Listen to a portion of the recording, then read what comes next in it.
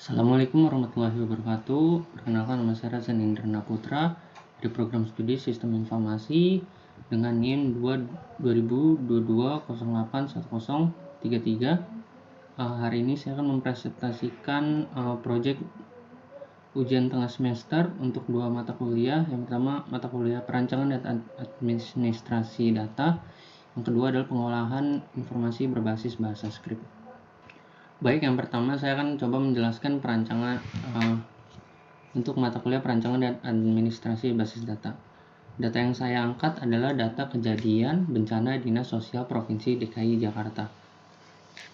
Yang pertama-tama, di sini data yang belum saya normalisasikan, terdapat row tanggal mulai, tanggal selesai, jam kejadian, lokasi bencana, kelurahan, kecamatan, wilayah, jenis bencana, jumlah korban, persentase korban dibantu, dan jenis bantuan.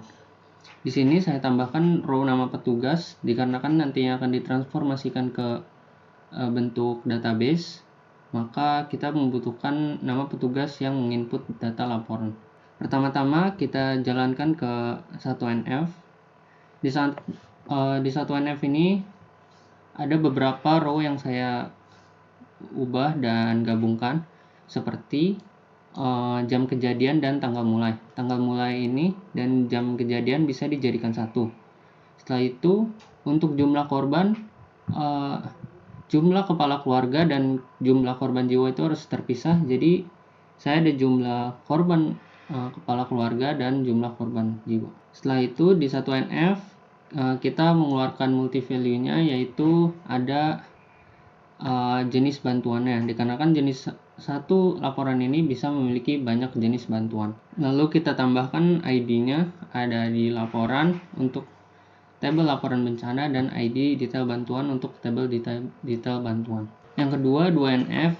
Di sini saya melakukan pemecahan terhadap nama petugas dan tabel nama bencananya. Dikarenakan mereka tidak ada hubungan dependensi di tabel laporan bencana, maka dapat dijadikan sebuah tabel parent. Yang pertama ada tabel bencana, ID bencana menjadi primary key dan ada row nama bencananya.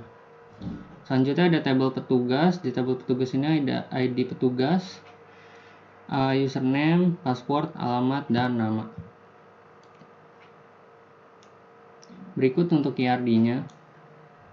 Di sini terdapat 4 entity, ada tabel bencana, ada ID detail bantuan, ada tabel laporan bencana, dan ada tabel petugas. Tabel bencana ini memiliki atribut ID bencana dan nama bencana. Untuk kardinalitasnya one to many, dikarenakan satu bencana ini dapat dimiliki oleh banyak laporan. Untuk detail bantuan, kardinalitasnya dari tabel laporan bencana ke ID detail bantuan itu adalah one to many, di mana satu tabel laporan bencana itu dapat memiliki banyak jenis bantuan. Untuk relasi tabel laporan bencana dan tabel petugas memiliki kardinalitas dari petugas ke laporan bencana itu one to many, di mana satu petugas dapat membuat banyak laporan bencana. Baik, selanjutnya saya akan coba menjelaskan untuk mata kuliah selanjutnya, yaitu pengolahan informasi berbasis bahasa skrip. Berikut tampilan aplikasi dari data yang saya angkat dan data kejadian bencana Dinas Sosial Provinsi DKI Jakarta. Bisa kita demokan.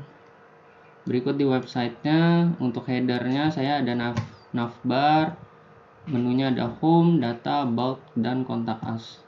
Di sini petugas juga bisa sign in. Untuk konten di sampingnya, saya memasukkan data kejadian bencana di Jakarta dari tahun ke tahun, seperti tahun 2021, 2020, dan 2019. Untuk di tengahnya kita ditampilkan dengan tabel yang berisi data kejadian pada tahun tersebut. Di sini kita bisa memilih bulannya apa yang ingin ditampilkan, Namun dikarenakan ini hanya prototype, maka fungsi untuk filter bulan ini belum berjalan. Selanjutnya untuk di bagian aside-nya saya melakukan slogan untuk perusahaan si pusat.data.com ini. Untuk footer sendiri merupakan copyright dari website ini. Selanjutnya kita lanjut ke mode responsifnya. Di sini untuk ukuran tablet, maka navbarnya akan berubah menjadi mobile friendly, di mana ini akan berubah menjadi burger menu. Jika kita pencet, menu-menu yang tadi akan tetap muncul. Di sini slogan dari perusahaan akan terdorong ke bawah, dan yang di atas hanya ada nav dan isi artikel yang ditampilkan. Selanjutnya kita coba di mobile. Untuk ukuran mobile semuanya akan terdorong ke bawah, masing-masing akan berurutan dari nav, dari artikel, dan slogan perusahaannya, aside. Oke, selanjutnya saya akan coba menjelaskan dari bagian program website yang saya buat. Di sini terdiri dari 3 file dan 1 folder image untuk menyimpan gambar. Pertama ada index.html, yang kedua ada script.js, yang ketiga ada style.css. Pertama saya akan menjelaskan yang HTML. Jadi di bagian head ini terdiri dari nama title dari website itu sendiri dan beberapa link pihak ketiga yang membantu dalam membuat website ini. Yang pertama ada Google Font yang bisa saya gunakan untuk mengatur font yang ingin saya gunakan. Yang kedua saya ada pihak ketiganya Font Awesome, di mana saya bisa menggunakan icon-icon yang disediakan oleh Font Awesome. Dan yang ketiga saya pakai box icon juga untuk mengatur icon yang saya gunakan, yang disediakan oleh box icon. Oke, di sini saya akan coba jelaskan di bagian body-nya. Untuk header sendiri saya gunakan untuk navbar di dalam website. Terdapat menu home, data, about, dan contact us, dan sign in.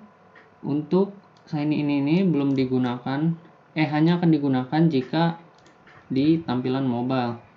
Untuk tampilan websitenya dia akan pakai yang ini. Untuk bagian konten dari websitenya dibungkus dengan div content container, dimana di dalamnya diisi dengan nav, artikel, dan aside. Di nav ini saya memasukkan data statis yang ingin saya tampilkan dari laporan-laporan per tahunnya. Untuk artikel ini saya masukkan juga data statis di tabelnya, di mana di sini data-data kejadian bencana pada tahun 2021. Untuk aside sendiri ini saya masukkan untuk slogannya, di mana di sini ngambil data dari folder image untuk gambarnya. Untuk footer saya masukkan untuk copyright website. Untuk style.css ini saya akan coba menjelaskan sesingkat mungkin. Di sini sebelum saya memulai semuanya, kita set dulu defaultnya. Di awalan ini saya banyak mengatur untuk navigation bar yang ada di header. Di sini ada juga penerapan aktifnya, dimana jika kursor berada di atas tag A ini akan berubah warna.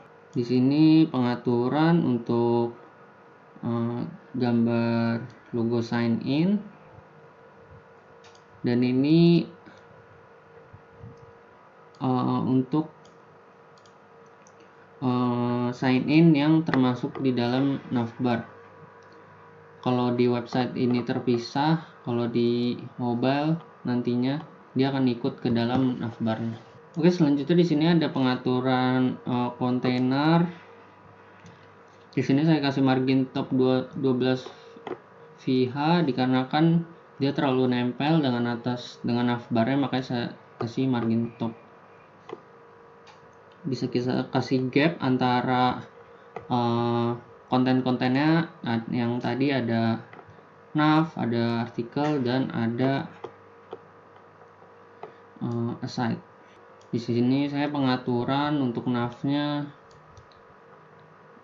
mulai dari judulnya, tulisan paragrafnya, dan wrapper si tabelnya agar bisa di scroll sama si user.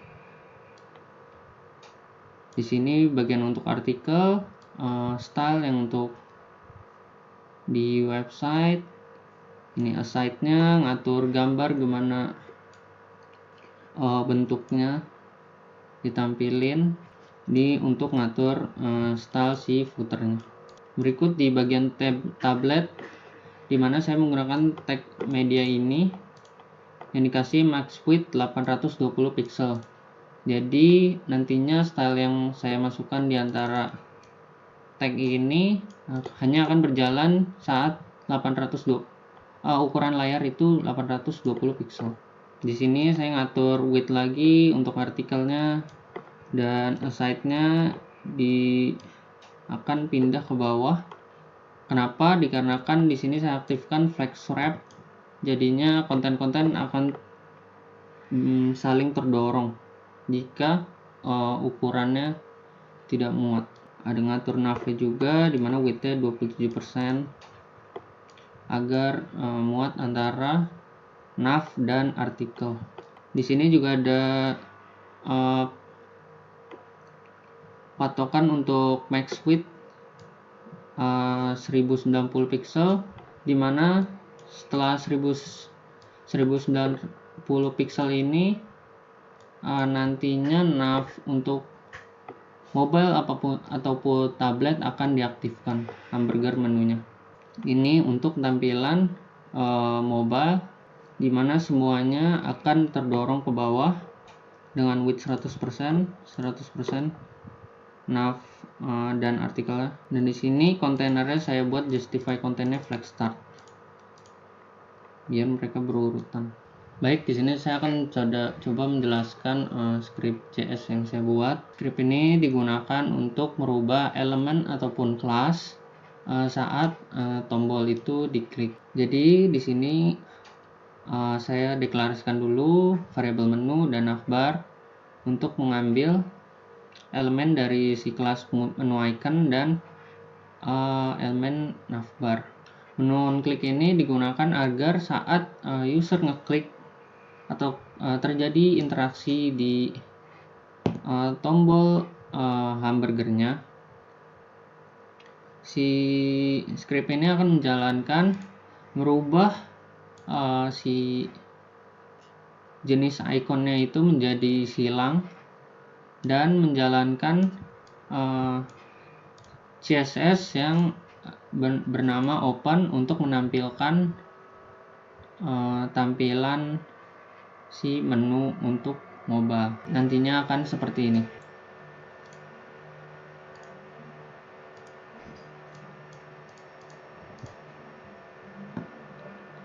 Mungkin cukup sekian dari saya. Mohon maaf jika ada kesalahan. Wassalamualaikum warahmatullahi wabarakatuh.